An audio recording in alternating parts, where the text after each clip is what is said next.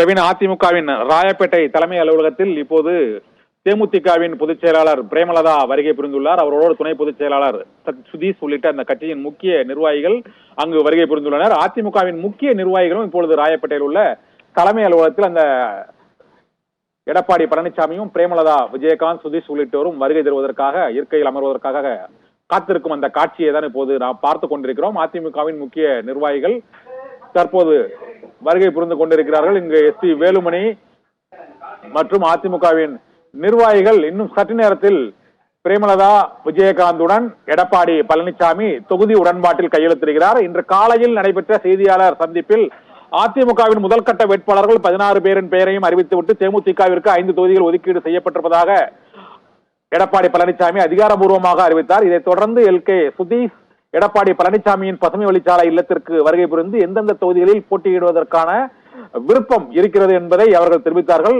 இந்த விருப்பங்கள் இறுதி செய்யப்பட்டுள்ள சூழ்நிலையில் இப்போது கள்ளக்குறிச்சி, திருச்சி, விருதுநகர், கடலூர், மத்திய சென்னை அல்லது தஞ்சை உள்ளிட்ட 5 தொகுதிகளில் போட்டியிடுவதற்கான வாய்ப்புகள் இருப்பதாக தகவல் வெளியாகி இருக்கிறது. அதிகாரப்பூர்வமாக தேமுதிக போட்டியிடும் தொகுதிகள் எவை என்பதை பிரேமலதா, விஜயகாந்த் இன்னும் ஒரு சில நொடிகளில் அறிவிப்பார். தொகுதி உடன்பாடு இன்னும் சில நிமிடங்களில் கையெழுத்தாகிவிடும். அதிமுகவின் தலைமை அலுவலகத்திற்கு தேமுதிக பொதுச் செயலாளர் விஜயகாந்த், துணை பொதுச் செயலாளர் சுதீஷ் உள்ளிட்டோர் இப்போது வருகை புரிந்து விட்டனர். எடப்பாடி பழனிசாமி ஏற்கனவே கட்சியின் தலைமை அலுவலகத்திற்கு வருகை புரிந்த பொதுச் செயலாளரின் அறையில் காத்திருக்கிறார். இப்பொழுது 2 பொதுச் செயலாளர்களும் அதிமுக, தேமுதிக பொதுச் செயலாளர்களும் இந்த தேர்தல் தொகுதி உடன்பாட்டில் கையெழுத்திடுகிறார்கள். அதிமுக கூட்டணியில் 5 இடங்களில் தேமுதிக போட்டியிடுகிறது.